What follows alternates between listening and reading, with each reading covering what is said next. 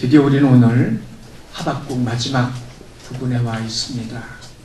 하박국은 3장으로 이루어져 있는 짧은 내용이기도 합니다만, 그럼에도 불구하고 하박국이 우리에게 주고자 하는 하박국의 이야기, 그건 한 가지입니다. 하박국이 우리에게 마지막 부탁하고 싶은 당부의 이야기가 있다면 그것은 무엇이겠습니까? 본문을 중심으로 우리 함께 생각해 보고자 합니다. 사진을 보여주시죠. 혹시 여러분 이 사진 속에 보이는 저것이 무엇인지 아시겠습니까? 네, 자세히 보시면 아마 보이실 줄 압니다만 맨 위에 얼터네이트 그리고 서바이벌 키트라고 쓰여져 있습니다. 궁극의 마지막에 기본적인 생존의 도구들 이런 이야기 아니겠습니까? 안을 열어보면 나침반 혹은 초 그리고 낚시 키트 혹은 휴대용 정수기, 거울, 소금, 그리고 사냥용 줄, 그리고 볼펜, 부싯돌, 안전핀이라든지 혹은 그런 것들에 대한 설명서가 동봉이 되어져 있습니다. 재난의 현장, 사고, 그리고 정글이나 사막 등에 고립되었을 때 생존을 위한 장비입니다.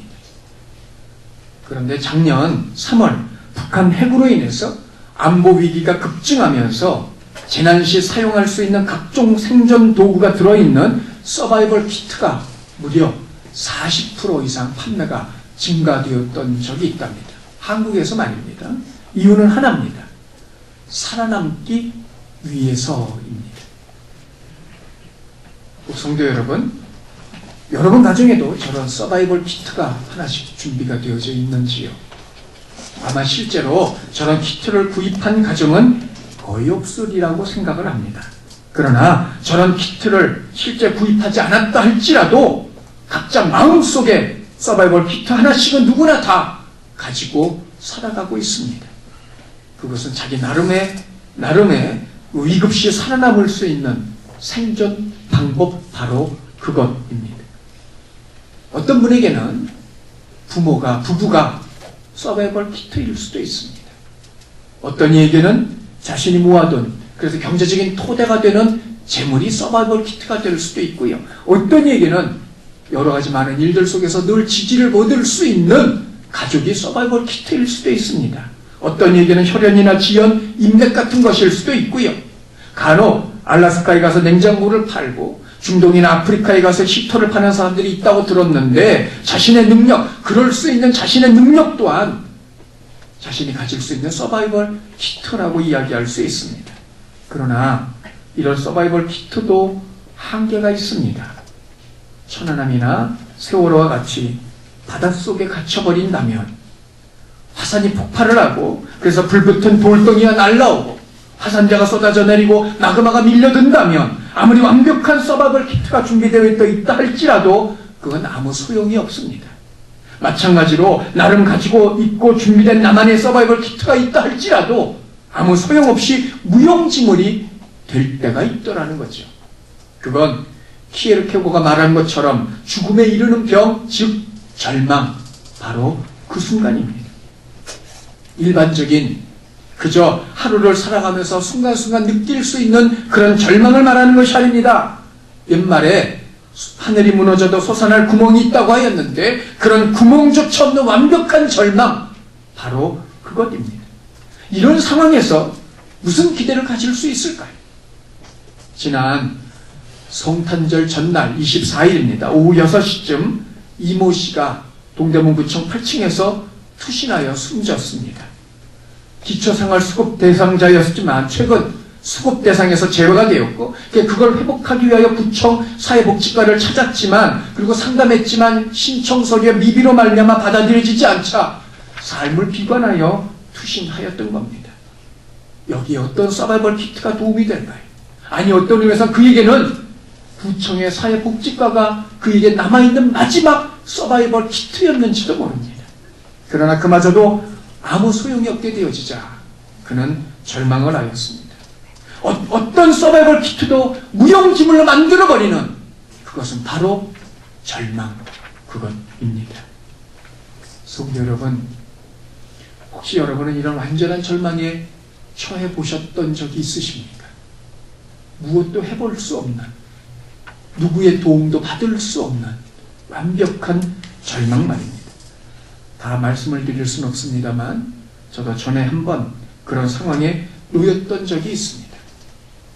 제가 개척을 했을 때, 개척을 한 이후 7개월이 지났을 때 그런 일을 한번 겪었어요. 이제 모든 것이 다 끝났다. 실제로 제가 제 아내에게 그런 이야기를 했어요. 이제 다 끝났다. 제 삶도, 제 목회도, 제 미래도 다 끝났다고 느꼈기 때문입니다.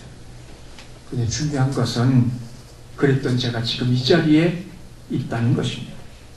그 비결이 무엇이냐고요? 그러나 그 비결은 저만의 비결이 아닙니다. 여러분의 비결이기도 하고 모든 이의 비결일 수도 있습니다. 그러면 그 비결, 완전한 절망 속에서도 살아남을 수 있는 비결, 그것이 있다면 그건 무엇이겠습니까? 본문은 하박국서의 마지막 부분으로 전체를 한들 4절로만 구성이 되어져 있는, 4절만으로 구성이 된 짧은 노래입니다. 그러나 이 짧은 노래 속에는 엄청난 반전과 또 앞서 생각했던 그 비결이 숨겨져 있습니다. 자, 이에 대해서 우리가 함께 생각을 합니다. 본문을 먼저 하박국의 절망으로 시작을 합니다. 16절 보시기 바랍니다. 16절에 보면 하박국의 고통의 소리가 있습니다. 내 창자가 흔들렸고, 창자가 뒤틀렸다는 이야기입니다. 창자는 내부의 장비입니다. 그리고 유대인들 생각에 창자는 마음이나 감정이 머무는 곳입니다. 마음이 걷잡을 수 없이 흔들리고 있고 깊은 절망의 나락 속에 떨어지고 있음을 말하고 있습니다. 내 입술이 떨렸도다. 말이 제대로 나오지 않는다는 겁니다. 두려움과 공포로 입술이 떨고 있음을 말하고 있습니다. 썩이는 것이 뼈에 들어왔고, 원문의 의미로 보면 뼈가 속에서부터 썩고 혹은 뼈가 녹아내리고 라는 의미의 가장 극심한 고통을 말하고 있습니다. 그리고 몸이 떨리고 있다는 거예요. 몸, 원문의 의미로 보면 하체입니다. 하체가 후들거린다는 이야기입니다. 제대로 서 있을 수 없고 걸음걸이를 걸을 수 없다는 이야기입니다. 하박국이 선지자가 이토록 괴로워하고 고통을 느끼는 이유가 있다면 그것은 무엇입니까? 16절 서두를 보십시오. 내가 들었으므로 라고 말하고 있어요. 그 소리를 들었기 때문이라는 거예요. 그 소리 어떤 소리입니까? 이제까지 하나님께서 하신 말씀으로 하나님께서 바벨론을 들어 유다를 심판하시겠다는 바로 그 말씀입니다. 바벨론은 포악한 민족입니다. 그러면 그들이 유다를 침범해 오면 어떤 일이 일어날지 하박국은 너무도 잘 알고 있습니다. 수많은 이들이 죽임을 당할 것입니다. 모든 도시와 집들은 불탈 것이고 심지어는 하나님의 성전조차도 무사하지 못할 것입니다. 많은 이들이 포로로 끌려갈 것이고 여자들은 험악한 꼴을 겪게 될 것입니다. 더욱이 더 중요한 것은 그 일을 하나님께서 하고 계신다는 겁니다. 시기는 미루어질지 모르지만 결코 취소되지는 않을 것입니다. 그러나 반드시 닥칠 그 일을 듣고는 하박국은 이토록 극심한 고통과 두려움에 빠져 있는 겁니다. 도저히 벗어날 길이 없습니다. 피할 길도 없습니다. 도망할 수도 없습니다. 그래서 절망합니다. 오죽하면 이런 고통과 두려움을 겪으며 느끼고 있겠느냐는 겁니다. 그런데 16절에 보면 하나의 반전이 숨어 있는 것을 보게 됩니다. 16절 중반을 보십시오. 무리가 우리를 치러 올라오는 환난 날을 내가 기다림으로. 우리 성경에는 이 부분이 16절 중반 부분에 삽입이 되어져 있어서 의미적으로 조금 애매하긴 합니다만 원문은 분명하게 말하고 있습니다. 원문적으로 보면 자, 내가 듣고 창자가 뒤틀렸고 내 입술이 떨리고 내 뼈가 썩고 내 하체가 후들거리고 있습니다가 먼저 나오고 그 다음에 우리 성경대로 16절 중반부가 따라 나오고 있어요. 그대로만 이와 같습니다. 내가 듣고 창자가 뒤틀리고 입술이 떨리고 뼈가 썩고 하체가 후들거립니다. 이방 백성이 우리를 공격할 날을 기다리겠습니다. 직역하면 이런 이야기가 됩니다. 여기서 이방 백성은 바벨론을 말합니다. 그런데 이 두 문장 가운데 하나의 단어가 숨어 있습니다. 그건 아쉐르라는 종속 접속사입니다. 이는 그러나 라는 이유와 목적을 나타내는 단어예요. 그래서 이 단어를 넣고 다시 보면 이런 이야기. 내가 듣고 창자가 뒤틀리고 입술이 떨리고 뼈가 썩고 하체가 후들거립니다. 그러나 나는 이방 백성들이 우리를 공격할 날을 기다리겠습니다. 이것은 그야말로 반전입니다. 분명 자신은 바벨론 일달을 공격할 것이라 하나님의 말씀을 듣고는 그토록 극심한 고통에 시달리고 있습니다. 바벨론의 침입으로 인한 두려움과 고통이 어느 정도인지를 말하고 있는 겁니다. 그런데 정작 후반부에서는 자신은 그런 바벨론이 자신의 민족을 쳐들어오는 것을 공격하는 것을 기다리겠노라고 말하고 있다는 겁니다. 그렇게 두렵고 공포스러우면 침입이 없도록 해달라고 기도를 하든지, 그것이 하나님의 뜻이기 때문에 번복할 수 없다면 최소한 그 피해가 최소화되게 해달라고 기도라도 해야 되는데, 그런데 정작 선지자는 자신의 나라 백성들을 무자비하게 공격할 바벨론의 군대를 기다리겠노라고 말하고 있다는 겁니다. 기다린다, 원문의 의미로 보면 휴식을 하겠다는 말입니다. 내 백성이 환난을 당할 때 나는 편안히 쉴 것이란 뜻입니다. 여러분, 이건 파렴치 않습니다. 그리고 선지자는 이런 막말을 서슴지 않고 있다는 거예요. 그 이유가 무엇일까요? 본문 16절에서 하박국은 극도의 공포와 두려움을 느끼고 있음을 고백하고 있습니다. 하박국이 이런 고통을 느낀다는 것은 무엇입니까? 그건 바로 절망입니다. 하나님께 기도해도 번복될 수 없습니다. 피해를 최소화시켜달라는 기도도 의미가 없습니다. 그저 고스란히 그 고통을 받아들여야만 합니다. 피할 길도 도망할 방법도 구원의 길도 없습니다. 완벽한 절망입니다. 그래서 선지자는 그토록 고통을 느꼈던 겁니다. 그런데 그러면서도 선지자는 그런 고통을 가져올 바벨론의 공격을 기다리고 그때서야 자신이 쉴 것이라 말하고 있다는 거예요. 그 이유가 무엇일까요? 선지자의 절망은 이것만이 아닙니다. 우리 본문에 보면 또 하나의 절망이 나와 있습니다. 17절 우리 다 함께 읽습니다. 시작.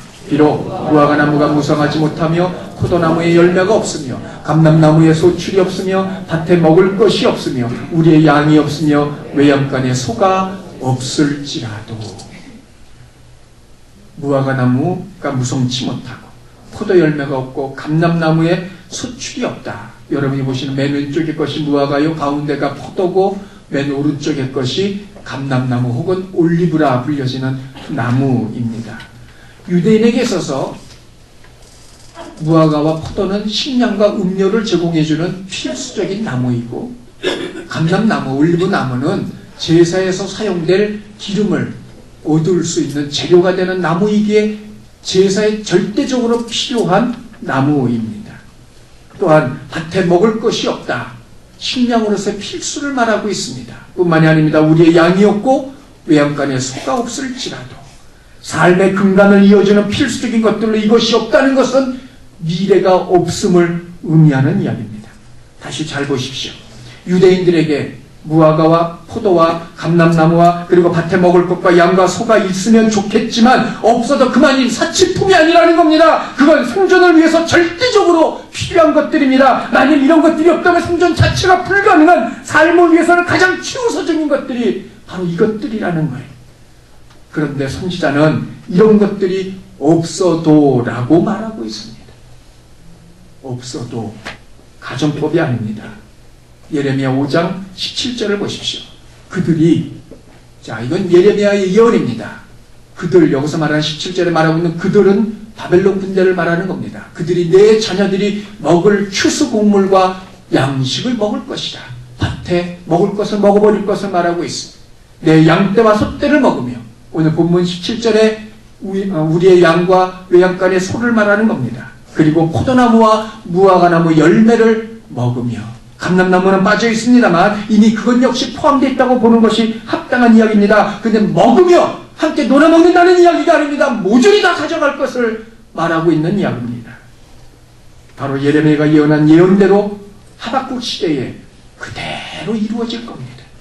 그것이 하나님의 말씀이기 때문입니다. 그러므로 17절에서의 없으며 없을지라도 라는 이 말은 가정법이 아닌 실제의 일로 생존 자체의 불가능함을 의미하는 이야기입니다. 16절에서 선지자는 바벨론의 침입으로 인해 도저히 빠져나갈 수 없는 완전한 절망을 느끼고 있습니다. 그리고 17절에서 아예 생존 자체의 불가능한 또 하나의 완전한 절망을 말하고 있습니다. 완전한 절망에 더하기 또 하나의 완전한 절망. 그 결과는 무엇일까요? 그 대답은 바로 죽음입니다. 이건 기정사실입니다. 반드시 다가올 것이고 그대로 이루어질 것입니다. 그런데 여기에 또 하나의 반전이 숨어 있습니다. 18절 다 함께 읽습니다. 시작. 나는 여호와로 말미암아 즐거워하며 나의 구원의 하나님으로 말미암아 기뻐하리로다. 선지자는 완전한 절망 가운데서도 즐거워하고 기뻐할 것이라 말하고 있습니다. 선지자의 극도의 공포와 두려움을 해서 제정신을 놓은 것이 아닙니다. 그럴지라도 나는 즐거워하며 기뻐하리라 자신의 굳은 의지를 다짐하고 있는 것이 아닙니다. 그렇지만 그래도 다 잘 될 거야 라는 적극적인 사고방식도 아니라는 겁니다. 선지자의 상황은 분명 황폐와 절망입니다. 그럼에도 그는 이러한 상황 속에서도 즐거워하며 기뻐할 것이라 말하고 있습니다. 그 이유는 그 중심에 하나님이 계시기 때문입니다. 18절을 다시 보십시오. 여호와로 말미암아 하나님으로 말미암아 즐거워하며 기뻐할 것이다. 그러면 이 하나님이 어떤 분이시기에 선지자는 완전한 절망 가운데서 이렇게 행동한다고 한 것일까요? 그 대답이 19절에 나와 있습니다. 19절 우리 다 함께 읽습니다. 시작. 주 여호와는 나의 힘이시라. 나의 발을 사슴과 같게 하사 나를 나의 높은 곳으로 다니게 하시리로다. 주 여호와는 나의 힘이시라. 힘.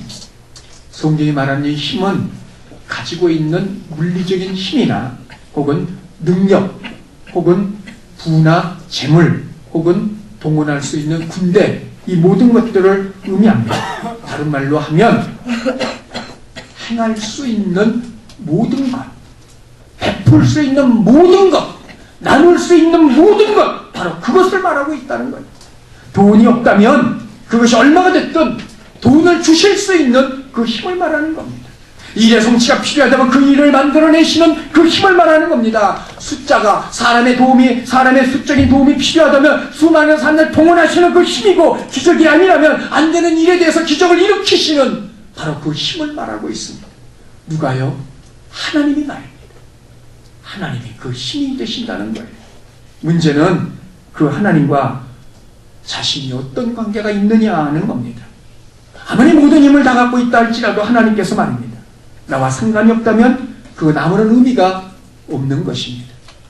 며칠 전 뉴스를 보았더니 삼성그룹의 이건희 회장의 일가, 지금 그분들을 다 여러분이 보고 계시는데 저분들이 가지고 있는 재산의 총액이 26조라는 겁니다. 26조. 이건희 회장 혼자서만 가지고 있는 게 13조이고 전 세계적으로 따지면 96위의 부자라고 말하고 있습니다. 그런데 저는 그 26조 가운데 단 10원 한 장 쓸 수 없습니다. 저분들과 저는 아무런 관계가 없기 때문입니다. 하나님과 사람도 마찬가지입니다. 하나님의 전능의 하나님이시지만 하나님과 아무런 관계가 없는 사람은 하나님의 전능하심이 아무런 의미가 없습니다. 그러나 선지자는 다릅니다. 하나님의 그 힘이 자신의 것이라고 말하고 있습니다. 그것이 무엇이든 얼마이든 자신의 것이라고 말하고 있어요. 19절을 다시 보십시오. 여호와는 나의 힘이시라. 하나님과 자신을 동일시하고 있어요. 그 결과가 무엇입니까? 나의 발을 사슴과 같게 하사 나를 나의 높은 곳으로 다니게 하시리로다. 유대에서 사슴은 아무리 높은 곳이라도 마구 내달리는 그러한 동물입니다. 뛰어다니다가 돌에 걸려 넘어지거나 지쳐서 쉬었다 오르는 일 없이 단번에 오르는 이가 이 사슴이라는 동물입니다. 그런데 하나님께서 사람을 그렇게 만들어 주시겠다는 거예요. 사슴이 아무리 높은 곳이라 할지라도 그리고 골짜기라 할지라도 오르다 넘어져서 다치거나 힘들어서 오르지 못하는 일이 없는 것처럼 내게도 그런 힘을 주셔서 어떤 상황과 환경에 놓인다 할지라도 그런 상황과 환경의 높은 고비를 뛰어넘게 하시고 또 높은 곳을 다닌다 할지라도 바위덩어리 골짜기를 지난다 할지라도 전혀 상함이 없게 만들어 주실 분, 그분이 하나님이고 그 힘을 우리 가운데 더하여 주실 거라는 거예요. 하나님이 그 힘을 공급하실 것을 말씀하고 있어요. 선지자는 완전한 절망 속에서도 자신이 살아날 것을 고백하고 있습니다. 그런데 이것은 막연한 기대나 소망이 아닌 그의 확신입니다. 하박국 선지자가 본문을 통해 말하려고 하는 것이 있다면 그것은 무엇일까요? 16절에서 선지자는 자신의 두려움과 공포로 인한 절망을 말하고 있습니다. 또 17절에서 선지자는 어떤 것도 남아있지 않는 상황의 절망을 말하고 있습니다. 그러나 선지자가 말하려는 것은 오직 하나입니다. 그런 상황이라 할지라도, 어찌해 볼 수 없는 그런 상황, 모든 것이 다 없어지는 그런 상황이라 할지라도 하나님은 여전히 거기에 계시고 모든 것이 없어진 절망 속에 말입니다. 그리고 나와 두려움을 느끼고 공포를 느끼고 있는 나와 함께 계신다는 겁니다. 아무리 상황이 악할지라도, 모든 것이 다 사라졌을지라도 하나님은 여전히 거기에 나와 함께 하신다. 하박국이 말하는 것은 바로 그것입니다. 그리고 그로 말미암아 그 자신은 마침내 하나님의 구원에 이를 것을 고백하고 있습니다. 그러면 하박국의 이 확신은 어디에서 나는 것일까요? 그 근거가 무엇일까요? 이것은 이미 하나님께서 하박국에게 말씀하신 것입니다. 하박국 2장 4절을 보십시오. 의인은 그의 믿음으로 말미암아 살리라.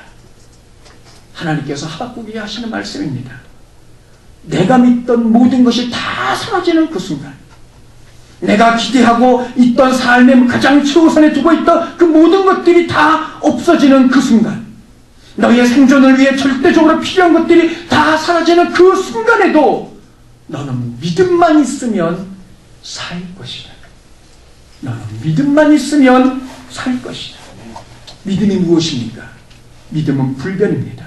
변하지 않은 입니다. 무엇에 대한 불변입니까? 하나님께 대한 불변입니다. 내가 문제를 만났을 때 문제를 해결해 주시는 그 믿음을 말하는 것이 아닙니다. 먹을 것 없을 때 먹을 것 주신다는 믿음도 아닙니다. 병들었을 때 고쳐주신다는 믿음도 아닙니다. 그렇게 역사하지 않으셔도, 그렇게 공급해 주시지 않고, 그렇게 나를 일으켜 주시지 않는다 할지라도 하나님은 여전히 내 하나님이 되시고, 그 하나님은 좋으신 하나님이며, 그런 순간에도 전심을 다해서 따르고 섬길 수 있는 하나님으로서 변하지 않는 나의 믿음을 말하는 것이죠. 그리고 바로 그 믿음을 가지고 있는 사람들, 그들에게는 하나님께서 살 길을 열어주실 것을 말하고 있습니다. 그래서 하박국은 바벨론 군대가 쳐들어오는 것을 기다리겠노라고 말하고 있는 겁니다. 왜냐하면 그때서야 비로소 하나님의 구원이 임할 수 있기 때문입니다. 하나님의 구원을 위해서라면 어떤 고통도 감수하겠다는 거죠. 그러면 하박국은 어떻게 이 확신을 갖게 되었을까요? 조니 에릭슨 타다라는 한 여인이 있습니다. 지금 여러분이 사진으로 보고 계시는데, 근데 자세히 보시면 특이한 거 하나 있죠? 어디에 앉아 있어요? 휠체어에 앉아 있어요. 10대 시절 호수에 다이빙을 하다가 바위에 머리를 부딪히고 그로 인해서 사지마비가 되어 평생 휠체어에 갇혀 지내야 되는 처지가 되었습니다. 손 하나 마음대로 움직일 수가 없어요. 저분이 화가인데 입으로 붓을 물고 그림을 그리는 분이에요. 아래는 다 마비가 됐으니까. 그러나 그녀의 말에 귀를 기울여 보십시다. 하나님은 저로 하여금 사지마비 장애에 만족하며 지낼 수 있도록 은혜를 베푸셨습니다. 저로 하여금 사지마비 장애에 만족하며 지낼 수 있도록 은혜를 베푸셨습니다. 여러분, 이것이 어떻게 은혜입니까? 은혜라면 사지마비에서 벌떡 일으켜 세우셔야죠. 그럼에도 하나님은 그렇게 하지 않으셨습니다. 대신 평생 휠체어에 앉아 지내게 하셨습니다. 그런데도 존이라는 여인은 그것을 은혜라고 고백을 합니다. 왜냐하면 저렇게 되었기 때문에, 그래서 하나님을 더 알고 더 깊이, 더 많이, 더 높이 알 수 있었기 때문이라고 말하고 있어요. 그녀는 계속해서 말을 합니다. 여러분, 시련에도 불구하고의 믿음이 아니라, 시련이 있지만 그럼에도 불구하고의 믿음이 아니라 시련 때문에의 믿음을 가지라는 겁니다. 시련 때문에의 믿음. 어느 날 잔인한 살인사건으로 자식을 잃은 한 아버지가 이 여인에게 편지를 보냈습니다. 편지 내용인 적 이렇습니다. 존이, 나는 하나님께 수많은 의문을 가졌지만 하나님은 그 의문에 대해서 단 한 가지도 내게 대답을 주지 않으셨습니다. 나는 지금도 그 대답을 갖고 있지 않습니다. 그러나 어떻게 된 줄 아십니까? 이제 나는 더 이상 의문을 갖지 않습니다. 하나님을 안다는 것만으로도 충분하기 때문입니다. 여전히 의문은 남아있습니다. 왜 내 자식이 그렇게 처참한 모습으로 죽어야 하는지에 대해서 말입니다. 그런데도 더 이상 그것이 의문이 아닙니다. 하나님을 알기 때문에, 하나님을 안다는 한 가지 사실만으로 모든 의문을 덮을 수 있었기 때문입니다. 선지자의 상황은 하나도 달라지지 않았습니다. 오히려 점점 더 나빠지고 있습니다. 그러나 선지자 자신이 정작 달라지고 있다는 겁니다. 하박국은 처음 입장에서 하나님을 향하여 세상을 경영할 방법을 가르쳐 드리려고 있었어요.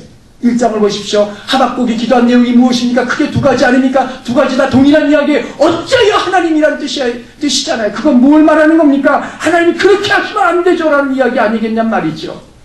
그랬던 하박국 선지자가 3장에 와서는 끔찍한 상황이 다가오고 있음에도 불구하고, 그리고 자신에게는 아무것도 남아있는 것이 없다 할지라도 자신은 하나님만으로 기뻐하고 즐거워하겠노라 노래를 부르고 있다는 사실입니다. 하나님이 어떤 분이신지 알았기 때문입니다. 성도 여러분, 세상에는 종교적인 사람들로 가득 차 있습니다. 2001년 9월 11일 세대의 비행기를 공중 납치해서 세계무역센터와 펜타곤에 충돌시킨 19명의 테러리스트들을 역시 지극히 종교적인 사람들이었습니다. 그들은 하나님을 믿었습니다. 그리고 그들은 그러나 그들의 믿음도, 그들이 믿고 있는 그 하나님도 잘못되었습니다. 그러나 우리가 믿는 하나님은 어떤 분입니까? 우리가 믿는 하나님은 진짜인 분이고 오직 그분만이 참되신 분입니다. 문제는 이런 하나님을 우리가 얼마나 알고 있느냐 하는 겁니다. 엄청난 고난과 고통 속에서도 자신의 믿음을 끝까지 거두지 않았던 욥이 하나님의 말씀을 다 듣고 난 다음에 하는 고백이 무엇입니까? 욥기 42장 5절을 보십시오. 내가 죽게 대하여 귀로 듣기만 하였사오나 이제는 눈으로 주를 배웠나이다. 실제로 하나님을 보았다는 것이 아닙니다. 이전에 알고 있는 하나님보다 지금 하나님을 더 많이 비교가 되지 않을 만큼 알고 있음을 말하는 겁니다. 성도 여러분, 우리가 절망적 상황과 환경으로 인해서, 사람들이 절망적인 상황과 환경으로 인해서 무너지는 이유가 있다면 그것은 무엇일까요? 절망적인 상황 때문일까요? 아니면 어쩔 수 없는 그런 환경 때문일까요? 아닙니다. 하나님을 향한 믿음이 없기 때문입니다. 그러면 모든 어려움과 공포와 두려움과 고통 가운데서도 무너지지 않으려면 우리가 해야 될 것은 오직 하나, 하나님을 알아가야 하는 겁니다. 하나님을 더욱더 알아가야만 합니다. 믿음이 없습니까? 그건 하나님을 전혀 알지 못한다는 이야기입니다. 믿음이 적습니까? 그건 하나님을 아는 것이 적다는 뜻입니다. 문제는 상황도 환경도 아닌 바로 우리 자신의 내 믿음이라는 겁니다. 그리고 그 믿음은 하나님을 알아갈수록 점점 더 강해져 갈 것입니다. 이 믿음을 가진 사람이 하는 일이 한 가지 오늘 본문에 나와 있습니다. 19절 하반절을 보십시오. 이 노래는 지휘하는 사람을 위하여 내 수금에 맞춘 것이다. 이 노래, 닥쳐올 끔찍한 현실 앞에 두려움에 떨고 있음에도 선지자는 노래를 하고 있습니다. 사람이 진정으로 마음을 다해 노래할 때가 있다면 그때는 언제일까요? 기분이 좋을 때, 흥이 날 때, 혹은 신이 날 때, 혹은 하는 일들이 잘 될 때 사람들은 그때 노래를 부릅니다. 그렇습니다. 사람들은 노래할 이유가 있을 때 노래합니다. 그러나 믿는 우리들은 노래할 이유가 있어서 노래하는 것이 아닙니다. 그것은 하나님 자체가 노래할 이유이시기 때문에 그렇습니다. 세상의 사람들은 노래할 이유를 찾지만 우리는 이미 노래할 이유가 되시는 하나님을 알고 있기 때문에 하나님을 노래하고 찬양하고 있다는 말입니다. 선지자를 보십시오. 그런 처참하고 끔찍한 상황에서도 그는 하나님을 향하여 노래하고 있습니다. 그리고 이 노래는 오직 하나님을 알았기 때문입니다. 어느 날 제가 TV 채널을 돌리다가 우연히 본 장면입니다. 이름은 알 수 없지만 한 지휘자가 오케스트라를 지휘하고 있습니다. 그의 손짓과 몸짓에 따라 그 많은 사람들이 일사불란하게 자신들의 악기를 연주하고 있습니다. 그리고 곧이어 어느 한 소프라노 가수가 노래를 시작합니다. 결국 저 많은 오케스트라는 한 사람을 위하여 그 곡을 연주하고 있었던 겁니다. 성도 여러분, 하나님은 바로 우리 삶의 오케스트라의 지휘자이십니다. 많은 연주자들이 연주하는 악기의 소리들은 우리 삶 속에서 일어나고 있는 여러 아픔과 기쁨 그리고 사건들입니다. 하나님 그 모든 걸 동원하셔서 내가 아름다운 목소리로 하나님을 노래하기를 바라고 계십니다. 하나님의 관심은 내 삶의 현장에서 일어나고 있는 바로 그 일들이 아닙니다. 오직 바로 나 자신입니다. 어떤 상황에서도 아름다운 목소리로 노래의 근거가 되시는, 이유가 되시는 하나님을 향한 노래 부르는 원하는, 노래를 부르는 바로 그 사람, 하나님의 관심은 바로 그 사람이라는 겁니다. 성도 여러분, 이 하나님을 아십니까? 그러면 우리에게 더 이상 서바이벌 키트가 필요하지 않을 것입니다. 하나님이 진정한 서바이벌 키트가 되어주시기 때문입니다. 이 하나님을 아십니까? 모른다면 이 하나님을 알기 위해 여러분이 할 수 있는 모든 일들을 다 하십시오. 이 하나님을 조금 한다면 더 알기 위하여 여러분이 할 수 있는 모든 일들을 다 하십시오. 하나님을 많이 한다면 더 많이 알기 위하여 여러분이 하실 수 있는 모든 일들을 다 하십시오. 그럴수록 우리의 노래는 더 맑고 아름다워질 것입니다. 하나님을 날마다 조금씩이라도 더 알아가심으로 마침내 모든 두려움과 염려, 고통의 순간에라도 나의 서바이벌 키트를 내놓는 것이 아니라 노래할 이유가 되시는 예수님을, 그 하나님을 향하여 아름다운 노래로 나아갈 수 있는 그런 저와 여러분이 되어야 되겠습니다. 인생을 돌아보십시오. 결국 지난 시간에 말씀드린 것처럼 행한 것만 남습니다. 오늘 하나님 앞에 우리가 드리는 찬양은 무엇입니까? 진정한 찬양을 드리고 계십니까? 하나님을 알아가십시오. 더 깊이 알아가십시오. 그리스도의 장성한 분량이 이룰 때까지 하나님을 알아가는 것을 멈추지 마십시오. 그때 우리는 어떤 상황에서도 하나님을 노래할 수 있을 것이요, 그 노래를 통해 하나님의 구원을 경험할 수 있게 될 것입니다. 그런 은혜가 가득하시기를 축원합니다.